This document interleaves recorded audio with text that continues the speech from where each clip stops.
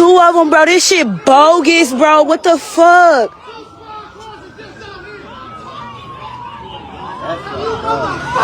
What the fuck? Oh my God, that's a girl.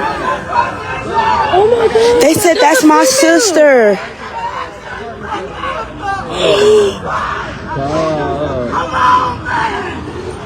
Her stomach already too big. She gone. She peed on herself and all. Yeah, she did.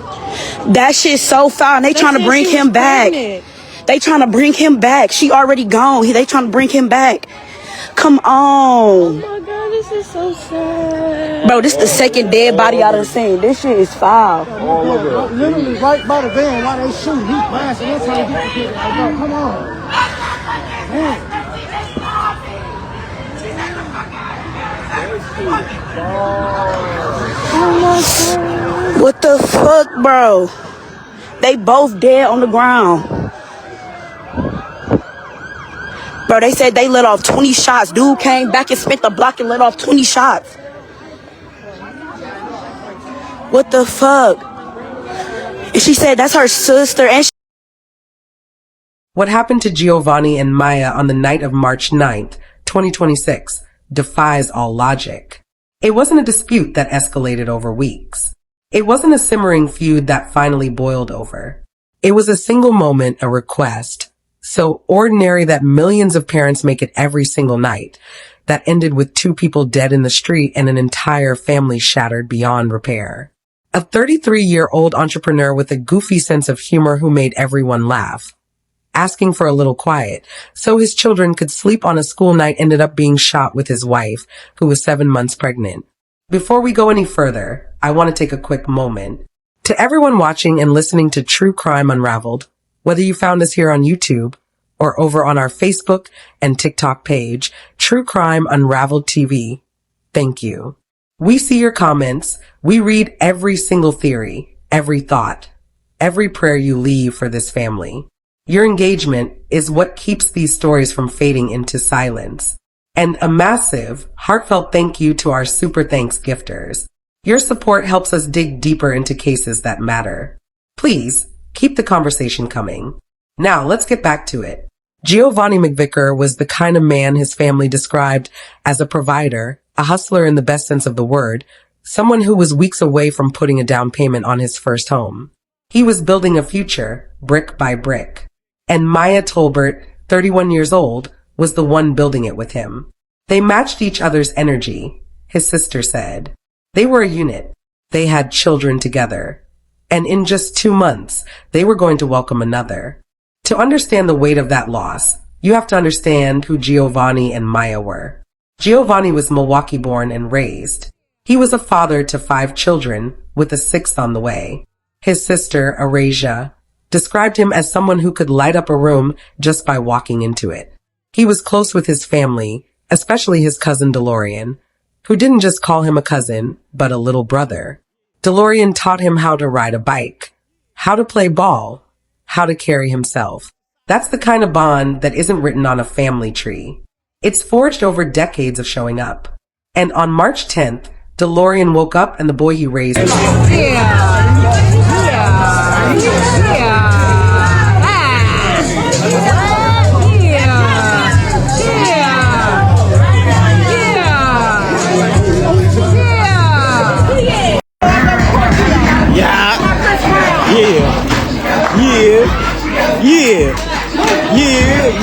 Yeah, Mr. Cyber. Man, Mr. Cyber, fuck him up. Mr. Cyber, fuck him up. Mr. Cyber. Please don't ask me for some shit that you wouldn't do for me. Please. Stop looking at me like I'm a motherfucking ATM machine. You don't know what a motherfucker had to go through the sacrifice to get what they got or to get where they going. Like, I don't like when people look at me like, oh, bro, yeah, bro, you got it, bro. You like, bro, no, you don't know what the fuck I go through to get this shit. So, please, please, do not ask me for something that I cannot get from you. And then there was Maya, 31 years old, 7 months pregnant, vibrant, full of life. Family members said she matched Giovanni's energy completely. They weren't just a couple going through the motions. They were partners, building something real. 2 children together already. A third on the way. A home purchase just weeks away. This wasn't a relationship in its early, uncertain stages. This was a family in full motion, with a future that was already taking shape. Maya's mother confirmed that the kids are now with her, safe but processing a reality no child should have to face. 5 children who went to bed on a Monday night with both parents alive and woke up on Tuesday without either one. And a 6th who never got the chance to wake up at all. Now, let's walk through that night. It was just before 10:30 p.m. on Monday, March 9th. The neighborhood near Green Tree and Darien on Milwaukee's north side was settling into its usual weekday quiet. But inside one apartment, the quiet was broken by music. Loud music. Music loud enough that children in the building couldn't fall asleep on a school night. Giovanni, doing what any parent would do, walked outside to address it. He asked a neighbor, a 27-year-old man who lived in the same complex, to turn the volume down. That's it. That's the entire conflict. No shouting match. No threats. A simple request for common courtesy. But something in that request triggered a reaction that no one could have predicted. Chanel Hendricks, a neighbor, was inside her home when she heard what came next. I heard them, she said. I was in the house. I heard them and I'm like, oh wow, they sounded so close. Those sounds were gunshots. Multiple gunshots. Ring doorbell cameras in the area captured the audio. More than 10 shots in the first burst. Then a pause. Then more gunfire.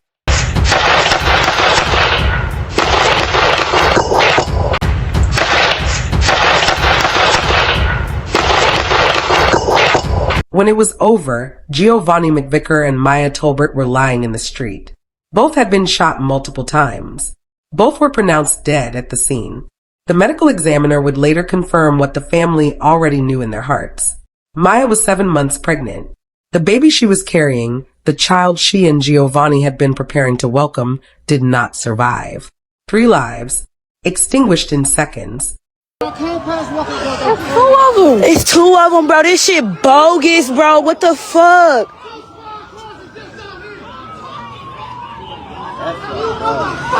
What the fuck? Oh my God, that's a girl. Oh my God. They said that's my sister.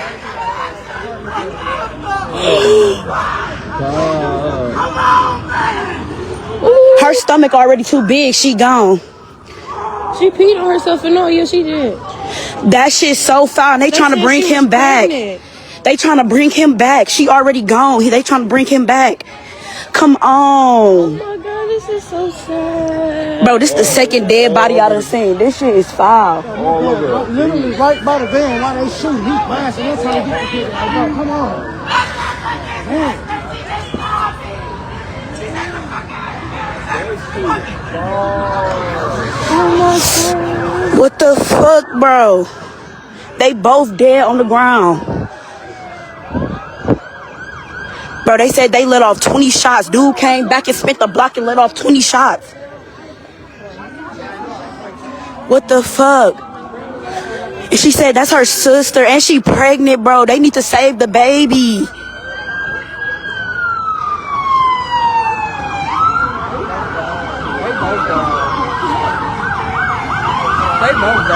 They both definitely gone. Where at? This on Darren Street. They finna make all of us get back. He just pulled right in front of me. They trying to bring her back. Both of them. This on Darren. This Green Tree Apartments. Whoever dude is, he on camera. That shit's stupid. They got him. They got the girl and the bitch in the car. It's a girl and a female. They just put in the car. That's the ones arguing. Whoever killed them, they said he pulled up in a van. He came back. He split the block. He said they was just out here arguing when he was walking his dog. I told you they finna make us get back. She was 7 months pregnant. You can see it in her stomach. You see the baby bouncing as they trying to bring her back. Go back that way. Everybody go back that way. On the tape. On the tape. Going this way. Going this way. You gotta go back towards that building here. Hey,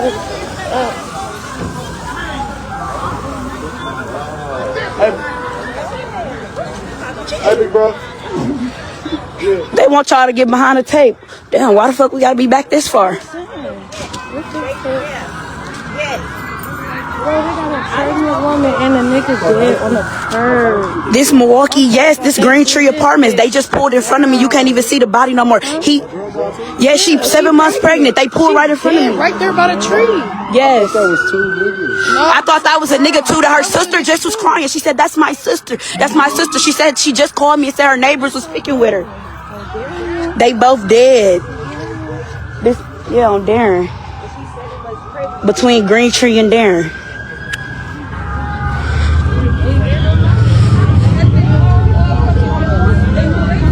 They coming deep. 20 shots though, you never had to overkill like that's that. automatic. That shit was You never had to overkill like that. They got 2 people arrested already. They was arguing over a bitch. They killed some pregnant lady and some dude. They said the 2 people over there dead. My car right there. I bet you my car's right there. They arrested him. If you is, they gotta pay you for They it. said the nigga who came in the van drove off. I'm so glad I came to the house early. What the fuck? I'm so fucking glad. Let me see if I can get a better view this way.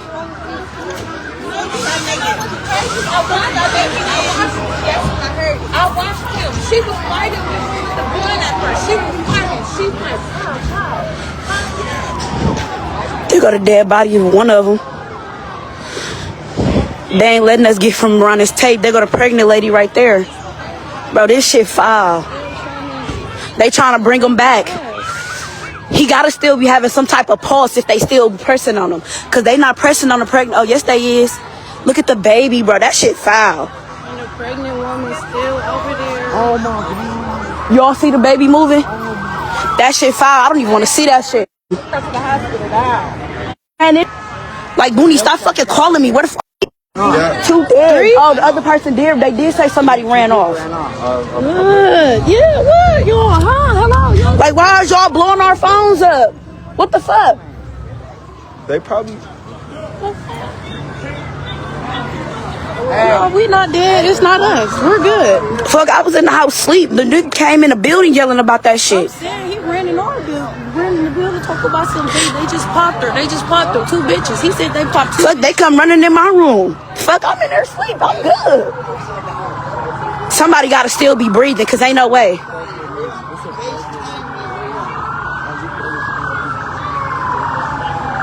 Bro, he overly killed. If you would have heard them shots, if you was up, I swear. But I heard something, but that's what made me, I jumped up and I grabbed my phone. But then I went right back to sleep. Shit, you hear gunshots over here all the time. You don't see shit like this though. Add a title. That's Instagram? Yeah. Gotta add a title. That's what it's saying. Shit, Instagram don't let me go live, so I don't know.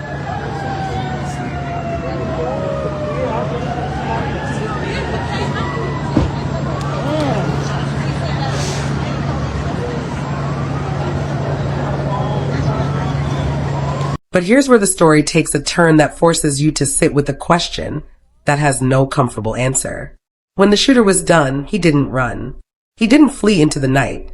He stayed at the scene. He was still there when police arrived. Officers took him into custody without a chase, without a manhunt, without any of the drama we've come to expect from cases like this. He was just there, standing in the aftermath of what he'd done. Now, ask yourself, what does that tell you? When someone commits an act of extreme violence and runs, it's an admission. They know they did something wrong. They're afraid of the consequences. But when someone commits that same act and stays, it often means something far more disturbing.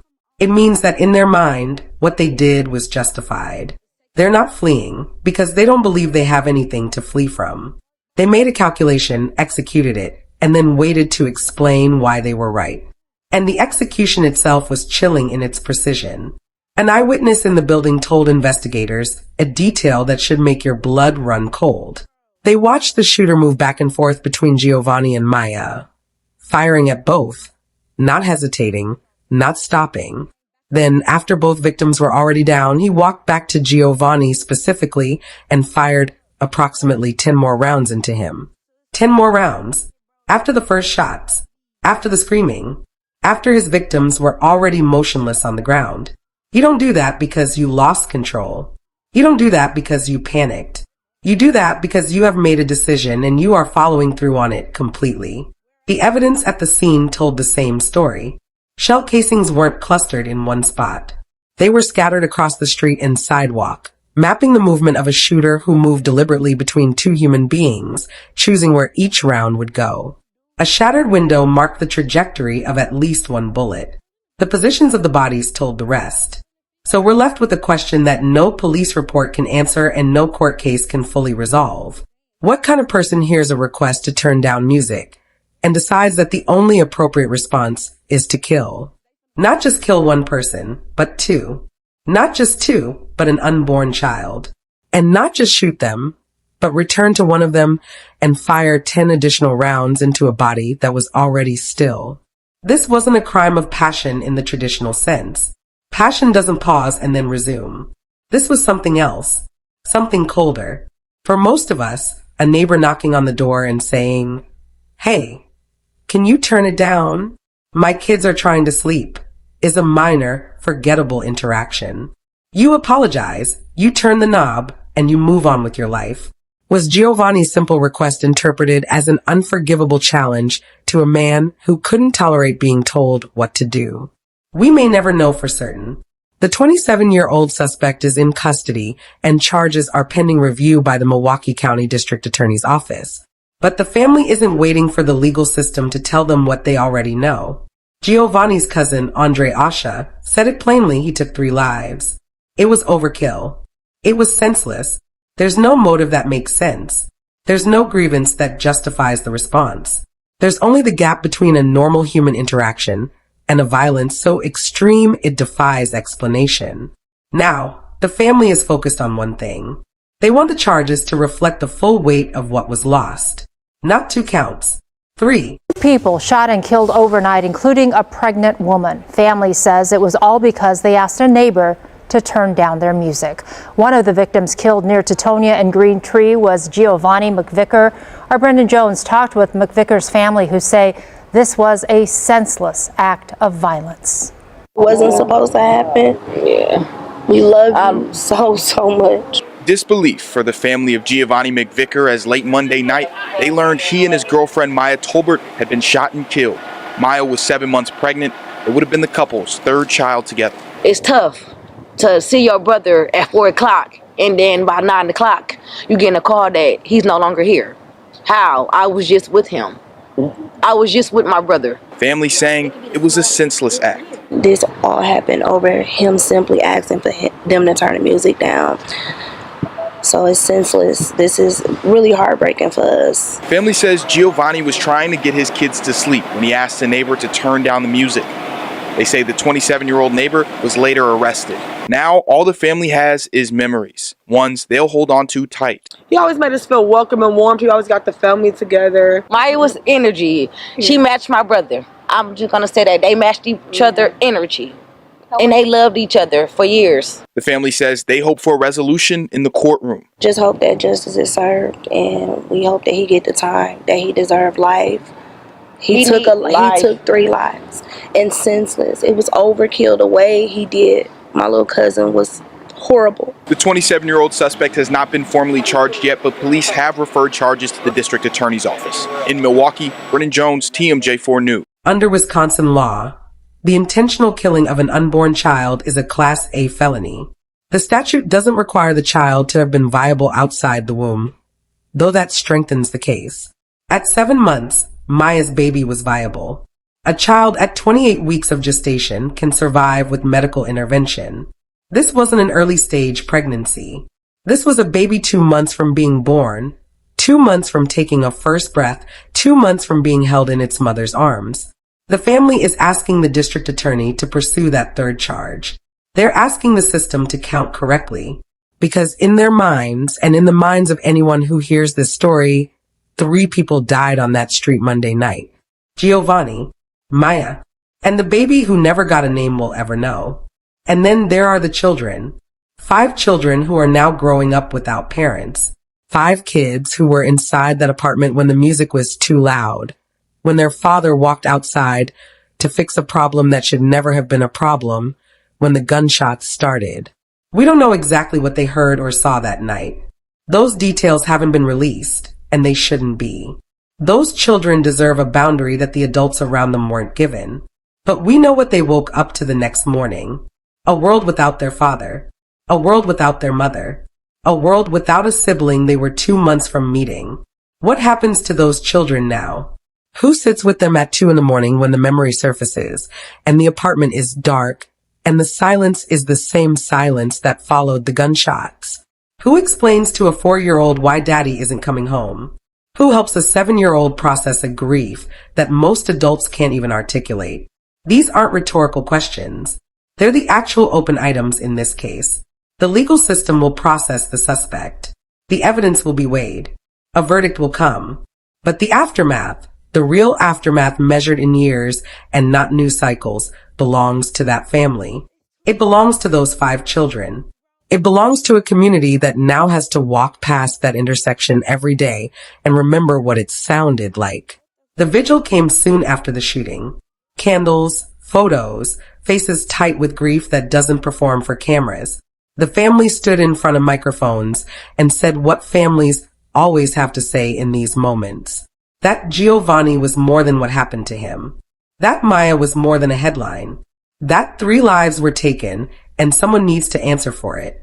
Asia McVicker, Giovanni's sister, said she had seen her brother at 4 o'clock that afternoon. By 9:30, she was getting the call that he was gone. 5.5 hours. That's the distance between the last normal moment and the worst phone call of her life. I was just with him, she said. I was just with my brother. There's something in those words that no investigation can address. That compression of time. The way the brain refuses to accept that someone you just touched, just spoke to, just stood beside, is no longer in the world. As of now, the case sits with the Milwaukee County District Attorney's Office. The suspect is in custody. The evidence is substantial. Surveillance footage. Ring doorbell audio. An eyewitness who watched the entire shooting. Shell casings mapped across the street. The positions of the bodies. The trajectories. The family is watching, waiting, hoping that the charges will reflect what they already know to be true. And somewhere in Milwaukee tonight, 5 children are learning how to exist in a world that has a hole in it where 2 people used to be. A father who made everyone laugh. A mother who matched his energy. A baby who never got to arrive. All gone because of a request to turn the music down. We want to hear from you. What do you think should happen in a case like this? Should the suspect face 3 counts of homicide?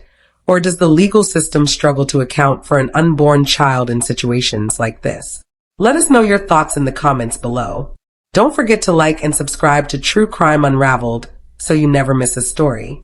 And if you want to see more content like this, follow us on Facebook and TikTok at True Crime Unraveled TV. Thanks for watching, and we'll see you on the next one.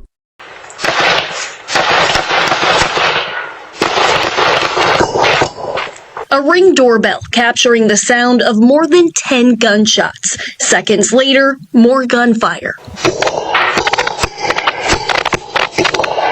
Just before 10:30 Monday night, someone shot and killed a couple outside the apartments near Teutonia and Green Tree. You getting a call that he's no longer here.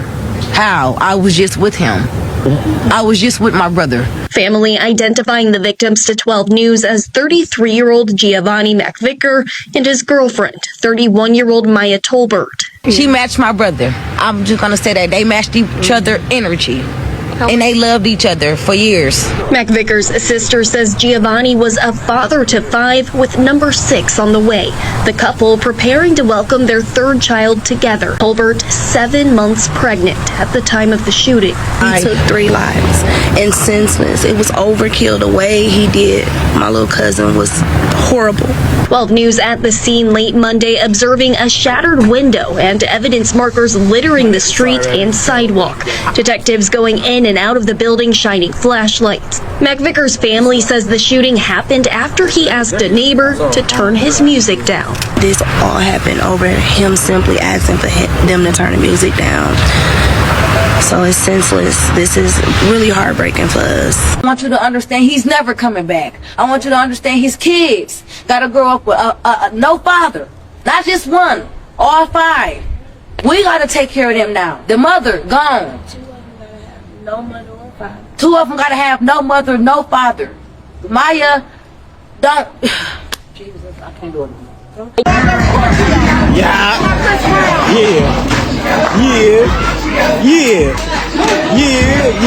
Yeah, Mr. Cyber. Man, Mr. Cyber, fuck him up. Mr. Cyber, fuck him up. Mr. Cyber. A couple is dead and their neighbor is in custody. Family and friends are mourning the loss of 2 parents. They were killed at a shooting last night in Milwaukee's north side. Our Abril Preciado joins us live with new details. Abril? Ted, Mary, will tell you guys, family and friends tell me they were both expecting a baby and leave 3 kids behind. I heard them. I was in the house. I heard them, and I'm like, oh, wow, they sounded so close. Chanel Hendricks describes the moment she heard gunshots. You can hear them in this neighbor surveillance video. Milwaukee police say it happened near Darien and Greentree Monday night. I was shocked. Police say a 31-year-old woman and a 33-year-old man were shot multiple times. Family and friends identified them as Maya Tolbert and her boyfriend Giovanni McVicker. Family tells us the couple had 3 children, 2 of which they had together, and had another baby on the way. It breaks my heart. It really do. It breaks my heart. I feel for the family. Prayers to the family. Family tells us this started because of an ongoing noise complaint with the neighbor upstairs. Police say they have a 27-year-old man who has been arrested in connection to this. For now, family and friends remember both Tolbert and McVicker as loving parents, kind and genuine.